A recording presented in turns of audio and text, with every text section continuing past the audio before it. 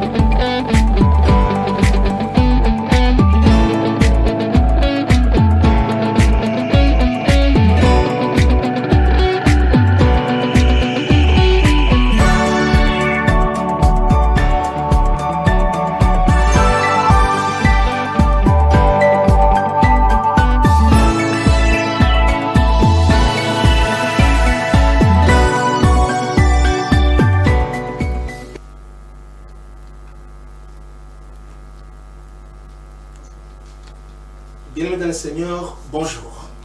C'est un immense plaisir pour nous de vous savoir nombreux en train de nous suivre. Nous, c'est Ecclésia, vous avez reconnu, votre tranche. Ecclésia, cette vitrine qui vous permet de vous exprimer autour des thèmes bibliques. Un nouveau numéro, un nouveau thème, comme nous avons souvent l'habitude de le dire. Et ce jour, nous avons un nouveau thème. Moi, c'est votre homme de serviteur Thierry Lafontaine. Je ne suis pas seul pour la présentation de cette émission, je suis avec mon coéquipier Albert Matakano, à qui je dis bonjour. Bonjour Papa Thierry et bonjour à tous ceux qui nous suivent de partout, tous les téléspectateurs d'Ecclésia, sentez-vous saluer au nom de Jésus. Sentez-vous saluer au nom de Jésus. Albert, nous sommes là pour un nouveau numéro d'Ecclésia et nous avons un thème. Et ce thème tourne tout autour, je crois que si les téléspectateurs sont là, ils vont remarquer que derrière nous il y a quelque chose. Il y a un roll-up qui parle de notre thème. Nous voulons parler tout autour d'un thème, mais qui est contenu dans un ouvrage, dans un livre que nous avons à partager. Il s'agit du mariage. Le mariage, cette institution divine. Le mariage, cette expérience que toute personne aime bien faire. Éviter un mariage toxique, c'est possible. Éviter un mariage toxique, c'est possible. Alors, nous voulons partager tout autour de ce thème qui est contenu dans cet ouvrage. Je crois que vous êtes déjà en train de voir. La caméra est en train de nous prendre ça en gros plan. Éviter un mariage toxique, c'est possible. Alors, l'homme qui a écrit cet ouvrage, ou mieux, le couple qu'il a écrit, ce sont les habitués de cette émission. Nous sommes avec eux dans beaucoup de fois. En fait, ce n'est plus quelqu'un à présenter. Je crois que les téléspectateurs d'Église vont les reconnaître. Il s'agit de Papa André Mouchama, à qui j'ai dit bonjour. Bonjour Papa Thierry et bonjour aussi notre frère Albert. Vraiment. Bonjour Papa André. Papa André Mouchama, vous l'avez reconnu, ce n'est plus quelqu'un à présenter, c'est un habitué d'Ecclésia. Et c'est avec lui que nous allons partir autour de ce thème. Et c'est bel et bien lui, l'auteur de cet ouvrage. Éviter un mariage toxique, c'est possible. Alors Papa André, cet ouvrage que nous avons lu, et que les téléspectateurs, certainement beaucoup, auront l'occasion également de lire. Quid du mariage toxique? Papa, on parle du mariage toxique. Mariage toxique. Il faut nous dire qu'est-ce que vous entendez par mariage toxique. Merci pour la question. Mais je pense, avant de parler du mariage toxique, il faut replacer d'abord le mariage. C'est quoi? C'est très important. Parce que la toxicité vient après. En fait, le mariage, pour nous les enfants de Dieu, c'est quelque chose de sacré. Sacré parce que l'initiateur, c'est Dieu lui-même. Après avoir créé Adam, il a observé Adam, il a dit, il n'est pas bon que l'homme soit seul. Et c'est comme ça que, compte tenu du besoin le plus profond qu'il avait lu dans le chef de l'homme, Adam, il lui a amené une femme qui s'appelle Ève. C'est pourquoi le mariage est sacré. Ce n'est pas l'initiative d'un homme, c'est l'initiative de Dieu. C'est pourquoi Adam s'est écrié, voici cette fois-ci, os de mes os, chair de ma chair. C'était une expression d'amour devant l'être qu'on venait de lui présenter par le Créateur. Alors, quand est-ce que le mariage qui essentiellement devait être un lieu de bonheur, un lieu de paix, Tout à fait. un lieu d'épanouissement devient toxique. Ici, je voudrais faire un petit exercice et vous renvoyer un peu, pour ceux qui auront l'occasion de lire cet ouvrage. C'est un petit livre, Oui, très petit, mais très pragmatique. tout à fait. Alors, si nous allons dans ce livre, en sa page, je dirais 44, 45, par là, si vous y êtes, c'est là où nous esquissons quelques éléments sur le mariage toxique. Ok? Et il est dit ceci, à partir de la page 44. Contrairement au mariage tel qu'il est défini au chapitre 1er de ce livre, tel que je viens de le dire, l'initiative de Dieu, où nous devrions normalement vivre le bonheur basé sur l'amour, le mariage toxique est une union où l'un des conjoints, suivez bien, vit en inimitié dans un environnement stressant. Nous sommes à la page 45, avilissant, de haine, de trahison, de mépris, de souffrance morale et parfois physique. Donc en fait, il y a une atmosphère qui devait être une atmosphère de joie, de paix, de bonheur, qui se transforme en un environnement non paisible, en un environnement toxique, suffocant. C'est ça la toxicité. Donc une relation toxique est en contradiction avec le plaisir, la paix, le bonheur et l'amour qui devait se vivre généralement dans le mariage. Voilà. Vraiment, je ne l'ai pas dit en présentant Papa André, pour le nom téléspectateur. Papa André est un expert, c'est un conseiller conjugal. Alors, Papa André, vous êtes conseiller conjugal. La différence entre un bon conjoint et un conjoint toxique, c'est quoi en fait? Nous avons compris c'est quoi un mariage toxique. Quand est-ce qu'un mariage sort de son état naturel, où il devait être un moment, un lieu de repos et de paix, il devient toxique, il devient avilissant, il devient stressant. En fait, un bon conjoint et un conjoint toxique. Est-ce qu'on peut avoir une idée? Ok, c'est ce qui a fait l'objet du chapitre 5e de ce petit ouvrage. Si vous allez à la page 49, c'est vraiment des petits chapitres, mais très pragmatiques. Le conjoint toxique. Nous avons planché également sur quelques cas au niveau de la Bible.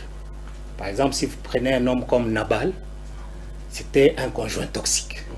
Il prenait trop de bière, il s'enivrait et il était en train de rendre une vie très difficile à son épouse. Donc en fait, un conjoint toxique, c'est celui qui inocule volontairement ou non, parce qu'il y a des gens parfois qui sont toxiques, mais ils ne le savent pas. Vous voyez? Donc qui peut, de manière intentionnelle ou non, amener un environnement malsain au sein de son foyer. C'est ça le conjoint toxique.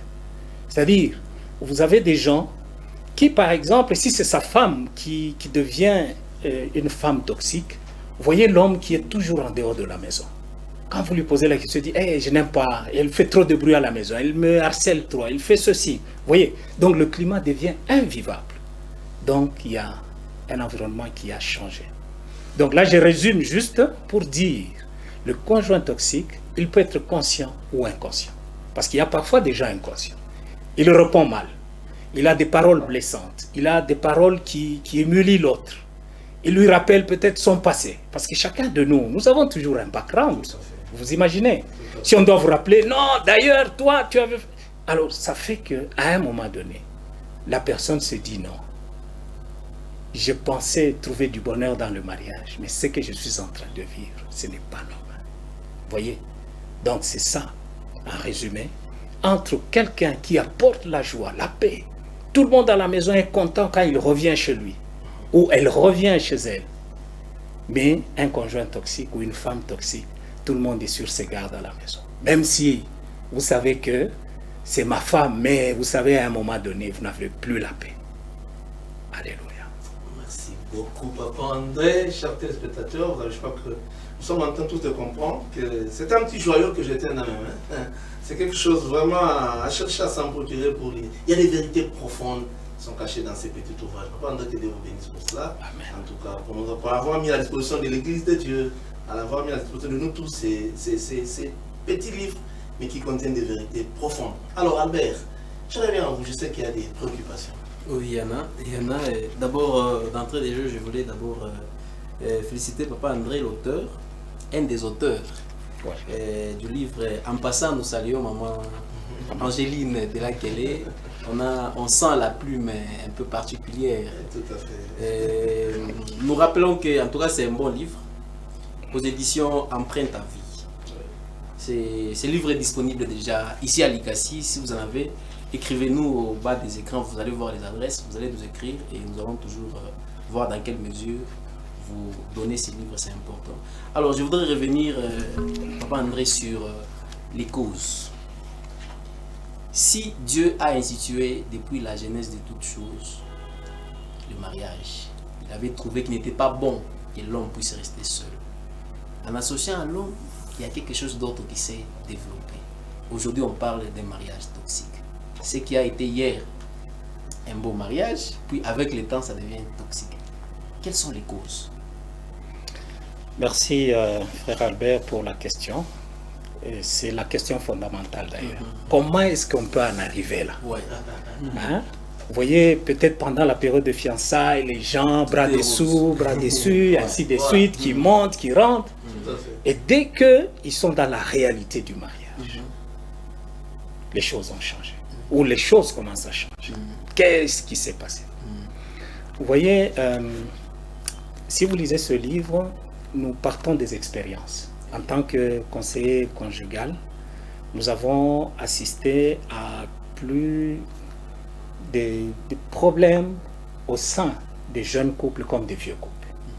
Et c'est partant de ça que nous nous sommes dit effectivement qu'il fallait mettre à la disposition de la communauté et de l'Église, corps de Christ, ces éléments qui peuvent leur permettre de pouvoir bien distinguer quand le mariage commence à devenir toxique. Parfois, les gens ne se rendent même pas compte, mais ils se sont empoisonnés mutuellement. Voyez-vous, la première des choses, c'est le manque d'entretien de l'amour. C'est très important parce que le véhicule du mariage, par essence, c'est l'amour. C'est ça le véhicule. Vous voyez? Parce que on ne peut pas vouloir dire que bon voilà, je vais me marier, mais on n'a pas d'amour. Non. Là, je me dis, vous êtes poussé par autre chose. Peut-être c'est l'aspect extérieur de la personne qui est très belle. Voilà, vous êtes frappé par une beauté. Mais est-ce que vous savez ce que cette beauté renferme au-dedans d'elle? Vous comprenez? Donc, le manque d'entretien, d'amour, de l'amour, de l'un vis-à-vis des autres, de l'autre, c'est l'élément fondamental. Le deuxième élément, c'est l'environnement même dans lequel vous êtes en train d'évoluer à deux. Parce qu'on commence toujours à deux, n'est-ce pas? Oui. Cet environnement, il faut y apporter aussi du sien. C'est-à-dire ce qu'on a de meilleur pour dire cet environnement doit être un bel environnement. Parce que sinon, vous risquez de dire, bon, ok, je t'ai épousé, tu es à la maison, tu fais X ou Y, ça s'arrête là. Et c'est comme ça que vous avez une très jolie femme, dès le départ, elle commence même à faner. Parce qu'on n'y prête pas attention. Dans cet environnement-là, vous devez faire très attention par rapport à son conjoint. Et c'est là où j'aime bien ce que l'apôtre Paul dit. Votre corps ne vous appartient pas, il appartient à l'autre. Ça veut dire c'est par rapport au regard dans cet environnement. Quel est le regard que vous apportez par rapport à l'autre? Vous dites, Papa Thierry, non, c'est un bel homme, il lui faut une belle chemise, il lui faut une belle veste, il faut un bon savon, il faut un bon parfum. Voyez, vous l'entretenez. Vice-versa. Donc l'amour, ça doit commencer à se matérialiser dans cet environnement. Mais souvent, pour ne pas citer, il y en a beaucoup, hein? Il y a beaucoup, vous pouvez lire à partir de la page 46, le respect mutuel, les soucis, il y a plein de choses. Mais je voudrais donner ces deux éléments pour dire ceci. Le plus important, quand l'amour commence à se refroidir, on le sent. On le sent. Il n'y a plus de romantisme, il n'y a plus de mots doux, il n'y a plus de mots agréables, il n'y a plus ceci, il n'y a plus cela. La personne qui est le vis-à-vis va commencer à dire non, tu as changé. Toi, tu vas dire non, non, je n'ai pas changé. Non, non, tu as changé. Avant, on était trop romantique. On allait même manger au restaurant, mais c'est fini. C'est le boulot. Après boulot, non, on mange. Vous comprenez? Donc, en fait, c'est pourquoi j'ai dit on peut être conscient ou inconscient quand on amène des éléments toxiques dans son couple. On peut l'amener consciemment. Peut-être que l'amour a tellement refroidi, on ne l'aime plus l'autre. On crée un environnement toxique pour que la personne dise, bon, écoutez, moi je suis fatigué, je peux partir. C'est ce que nous voulons souvent dans nos milieux, hein, surtout les jeunes. Quand les jeunes ont fait une erreur, moi j'ai connu un couple, 1 mois après, ils sont venus, non, voilà. En tout cas, moi, cet homme-là, ça ne va pas. J'ai dit, mais c'est pas vrai. À peine vous venez de vous marier. Non! D'ailleurs, quand on était fiancés, je l'avais dit. On commence à rappeler l'histoire, tout ça. In fine, on a constaté que l'amour qu'on avait déclaré les jours du mariage était parti. Vous comprenez? Et on a rendu l'autre. À un moment donné, l'environnement est devenu invivable. Voilà un peu, je peux dire, hein, parce qu'il y en a plusieurs qu'on peut toujours y revenir. Pour ceux-là qui veulent vraiment rentrer dans les détails pour voir les quelques autres éléments qui existent, mais je voudrais insister sur les deux. L'amour, quand il commence à se refroidir, parce que l'amour doit s'entretenir, l'environnement aussi dans lequel on est en train d'évoluer. Et dans cet environnement, l'écosystème, on a parlé de l'écosystème dans le livre, il faut y veiller. Il faut y veiller. Parfois des petits cadeaux, hein. Vous pouvez dire c'est insignifiant, mais ça entretient toujours. Vous avez voyagé, vous avez été quelque part, vous rentrez avec un petit cadeau, ah, tu as pensé à moi. C'est-à-dire que l'autre sent que l'amour est en train de vibrer. Parce que l'amour, c'est un feu, une flamme, qui doit toujours garder sa chaleur dans l'amour au fil des années. Ok. 2 éléments majeurs que nous avons notés. L'amour, qui est l'entretien de l'amour, voilà, qui est les piliers principaux, et aussi l'environnement. S'assurer ou se rassurer d'installer toujours un bel environnement, de contribuer à ce que l'environnement soit... Mais je voudrais revenir sur l'écosystème dont vous avez parlé. Sur l'écosystème, je prends le contexte africain, Papa André. Regardez en Afrique, regardez tout ce qui s'est fait. Regardez les réalités africaines qui sont un peu différentes par rapport aux réalités occidentales. En Afrique, les neveux peuvent venir, et la nièce peut venir.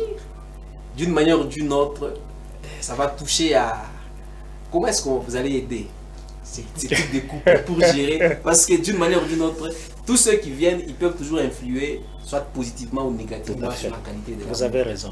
Vous avez totalement raison. Nous sommes en pratique avec oui. Oui. En fait, là, nous appelons ça la gestion des tiers. C'est-à-dire, quand vous êtes dans un foyer, il y a toujours la gestion des tiers. Et d'ailleurs, nous pourrions dire, dans cet écosystème, les premiers tiers, c'est les enfants. Ah, vous allez vous dire, mais papa, non, ce sont nos enfants. Non, ce sont les premiers tiers. Parce que les enfants viennent, ils partiront. Ils vont vous laisser. N'oublions jamais ça. Voyez-vous? Donc, vous avez peut-être une trentaine d'années maximum avec les enfants à la maison. C'est des tiers, ils partiront. Mais il y a maintenant les autres tiers qui viennent.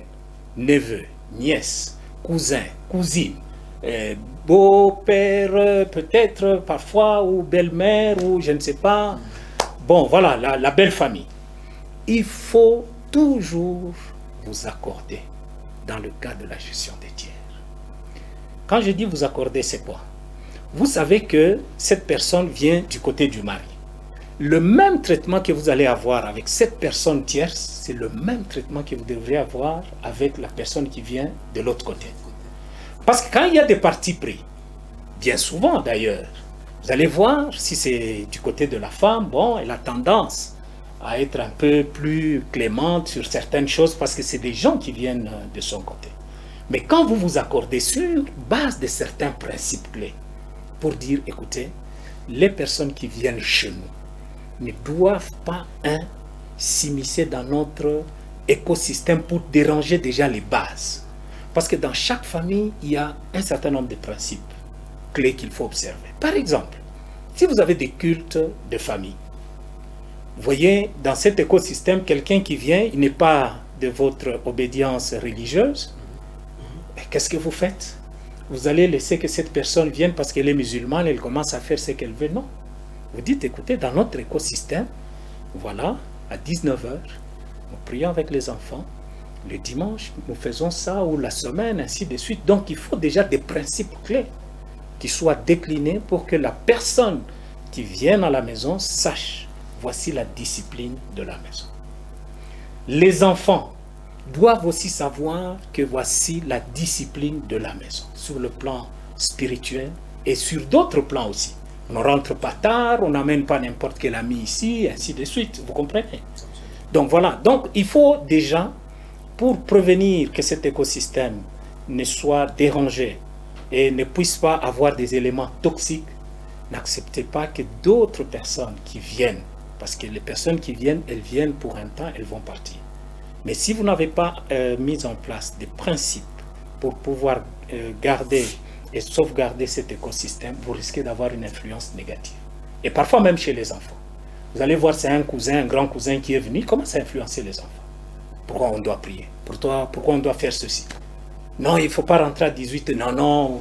Vous voyez? Donc tout ça, c'est des principes, il faut y veiller. Et tout ça, il faut y veiller aussi dans la prière et dans l'harmonie entre conjoints. C'est très important. Évitez que ce que vous faites pour la belle famille de la femme, vous ne le faites pas pour la belle famille de l'homme, vous aurez un déséquilibre et ça va transparaître quelque part. Voilà ce que je peux dire en gros. Vraiment. En tout cas, merci Albert. Mais papa André, je ne sais pas. Éviter un mariage toxique, c'est possible. Donc, j'ai parie que dans cet ouvrage, vous faites allusion, vous énumérez, vous donnez des pistes de solutions. Effectivement. On donne quelques pistes. Vous donnez quelques pistes. Parce que ce n'est pas une panacée. Ici c'est après beaucoup de prières. Oui. Et vous verrez que ce livre est préfacé par le pasteur Safari, qui a eu le temps de lire le manuscrit, il nous a orienté, il nous a donné des conseils. En fait, on a esquissé quelques voies. Mais je voudrais souligner ici que chaque mariage, c'est un cas unique. On ne peut jamais se comparer. Moi, j'ai un problème, tu as le même problème. Non, c'est différent. C'est différent pourquoi? Parce que nous sommes différents. D'abord, l'homme et la femme, nous sommes créés différemment. Même si on est né le même jour, nous n'allons pas vivre le même mariage. Vous comprenez? Nous pouvons être confrontés aux mêmes difficultés. Mais la manière de pouvoir résoudre cette question chez moi, elle peut être aussi différente de chez vous. Bien sûr, vous pouvez vous en inspirer, vous comprenez? Mais vous n'allez pas appliquer la même solution que moi j'ai appliquée. Tout dépend de votre conjoint. Ça dépend de son arrière-plan, de ce qu'elle est, de ses attitudes, tout ça, vous comprenez? Il y a des gens qui sont des sanguins. Il y a des gens qui peuvent accepter parfois de dire, bon, écoutez, on peut en parler calmement. Il y a d'autres qui n'aiment pas dialoguer. Il y a des gens comme ça. Hein? Oui. Ils ont été élevés comme ça. Eux, il n'y a pas de dialogue. Ce qu'il a dit, c'est oui et amen. Vous comprenez? Donc, raison pour laquelle je voudrais insister en disant, ici, nous avons donné quelques pistes et quelques cas pratiques pour être inspirés. Mais à chaque situation, il y a une solution que le Saint-Esprit peut donner. Merci Papa André. Il y a une solution que le Saint-Esprit peut donner. Mais je voudrais quand même que vous nous aidiez un tout petit peu. Un mariage parfait, il devient toxique. Il est mieux qui a bien commencé, un homme et une femme qui s'entendaient bien. Subitement, après quelques années, ça ne marchait plus. Alors, quelques remèdes rapidement. Comment aider un tel couple? Rapidement, en 2-3 minutes. Qu'est-ce que vous conseillez? Des primes à bord ou d'universel? Voilà. Généralement, ce qu'il faut, comme je l'ai dit, hein, à chaque situation, oui, il y a une solution particulière. Voilà, il y a des solutions particulières. La première des choses, c'est de pouvoir cerner d'abord, bien cerner la situation. Parce que vous ne pouvez pas apporter la solution quand vous n'avez pas bien cerné la problématique qu'il y a. Donc il faut savoir écouter les deux parties et donner du temps au temps. Il ne faut pas être pressé pour dire, bon, ton mari m'a dit ceci, voilà, tu dois éviter. Non, il faut écouter les deux parties. Les deux sons de cloche. Quand vous avez écouté les deux sons de cloche, il faut toujours prier avant d'aller dans les solutions. Écouter, c'est une chose, mais maintenant, en tant que conseiller conjugal, vous devez amener les deux à un dialogue. Parce que souvent, quand le mariage devient toxique, même le dialogue n'existe plus. Oui. Vous allez voir, l'autre va voir, je ne sais pas, X, l'autre va voir Y, ainsi de suite. Donc, il faut jeter le pont entre les deux pour dialoguer, les amener à trouver une solution ensemble. Parce que vous, vous êtes une personne extérieure. Ce que vous apportez, c'est un appui, un accompagnement. La vraie solution, c'est entre les deux personnes. Vous comprenez? Donc, il faut les amener à une table pour parler, pour prier ensemble. D'ailleurs, avant même d'aller plus loin, vous commencez par la prière. Vous échangez ensemble, vous donnez les points forts, les points faibles, pour amener à ce que chacun d'eux prenne conscience de la situation et dise effectivement, là j'avais eu tort, là j'avais eu raison, ainsi de suite, pour ne pas donner raison à une seule partie. Il faut rester équilibré et amener les deux à trouver la solution. Et quand cette solution est trouvée, vous allez voir qu'ils vont se l'approprier. Au lieu de dire, bon, c'est tel conseiller qui est venu prochainement, non. C'est-à-dire quand ils ont une solution, ça consolide le couple pour avancer ensemble. Wow. Très parfait, Papa André, que Dieu vous bénisse. Vous êtes un bon conseiller conjugal. Nous sommes bénis de vous avoir. Nous sommes dans la joie de lire ce livre, cet ouvrage. Albert, je crois qu'on va ajouter à l'appel au salut. Il y a certainement un couple qui a des problèmes. Justement. Les mariages ont beaucoup de problèmes. Allez-y. L'appel au salut, c'est juste après ça.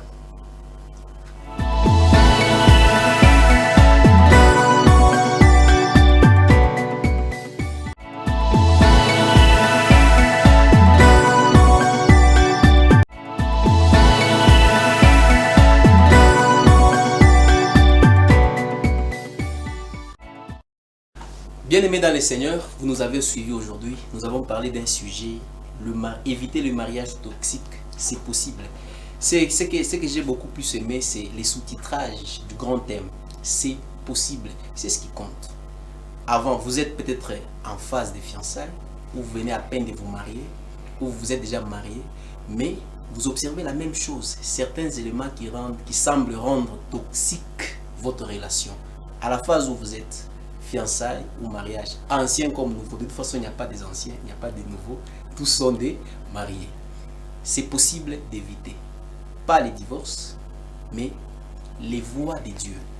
C'est ce que le livre est en train de nous donner. Des pistes de solutions basées sur les principes de Dieu. Également, on y a associé une certaine expérience parce que les auteurs de ces livres sont des conseils conjugaux. En tout cas, dès là que vous êtes, la volonté de Dieu pour vous aujourd'hui, c'est que vous puissiez rester dans ce mariage-là. C'est possible, oui, c'est vrai. C'est que vous observez, il peut y avoir des tensions, des stress, mais c'est possible de vous mettre à une seule table, trouver des solutions et voir comment continuer ensemble sur cette voie. Peut-être ça ne peut pas venir de vous, peut-être ça ne peut pas venir de moi, mais Dieu, par le Saint-Esprit, il peut vous aider. Alors c'est pour ça que je vais vous inviter dès là que vous êtes, vous allez juste vous placer dans une bonne position, croire à la parole de Dieu, croire que c'est possible que Dieu puisse commencer une nouvelle saison avec vous. Alors je vais inviter l'auteur, Papa André, il va vous conduire dans une prière pour que Dieu, lui seul, puisse restaurer cette union qu'il avait commencé entre vous deux. Alors je vais vous inviter, vous allez juste adopter une bonne attitude. Vous allez mettre votre main droite sous les cœurs et Papa André va prier avec vous et vous conduire dans une prière. Merci frère Albert. Avant de prier, je voudrais rappeler le passage de Matthieu 19. Le pharisien avait posé la question sur s'il était permis à l'homme de pouvoir renvoyer la femme pour un quelconque motif. Et j'aime la réponse de Jésus qui avait dit au commencement, il n'en était pas ainsi. Bien-aimés, dans le projet de Dieu et dans son programme, quand vous êtes dans les liens sacrés du mariage, il n'y a pas un effet retour. Si vous y êtes, priez que Dieu vous aide à pouvoir vous rebondir et pouvoir continuer la course. C'est pourquoi je voudrais, comme il a dit, vous inviter et nous inviter chacun de nous à mettre la main sur le cœur et je vais prier pour et avec vous.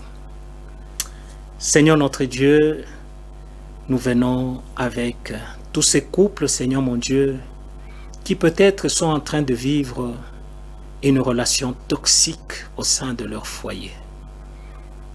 Notre prière ce soir, c'est que tu touches et que tu puisses, Seigneur mon Dieu, panser les plaies, à cause peut-être d'un amour qui s'est refroidi, à cause des paroles dévalorisantes, des paroles blessantes, à cause, Seigneur, des attitudes qui ont amené l'autre, Seigneur mon Dieu, à pouvoir s'interroger s'il n'avait pas fait une erreur en rentrant dans ce mariage. Seigneur, nous prions ce soir pour qu'il y ait véritablement un baume qui vient de ta part. En posant ta main, Seigneur mon Dieu, tu es le Dieu de la restauration. Et tu es le Dieu de la seconde chance, Seigneur. Nous prions que tu donnes à ce couple, Seigneur, de redémarrer comme il en était autrefois. Le premier amour, Seigneur mon Dieu, fais rallumer encore la flamme de l'amour au sein, Seigneur, de ce couple qui est en train de chavirer aujourd'hui.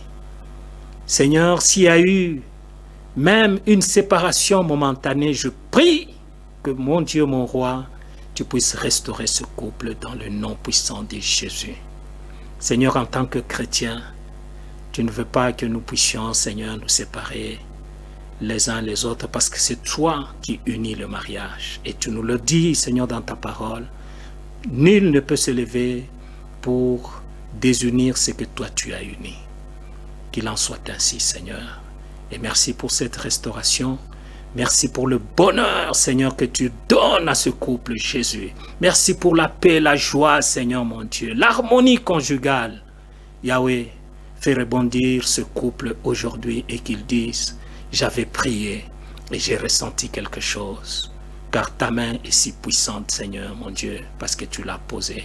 Et nous le croyons. C'est pourquoi nous te disons, merci, Seigneur. Amen. Amen. Nous voici au terme de l'émission Ecclésia de ce jour. Si vous avez aimé cette tranche, n'hésitez pas à nous écrire. Nos adresses s'affichent sur le bas de l'écran. Écrivez si vous avez des préoccupations.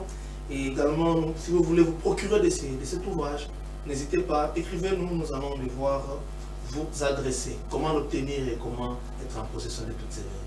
Que Dieu nous bénisse. Merci Albert, merci Papa André. Merci Papa Thierry. Merci à vous. Ciao, au prochain numéro. À tantôt.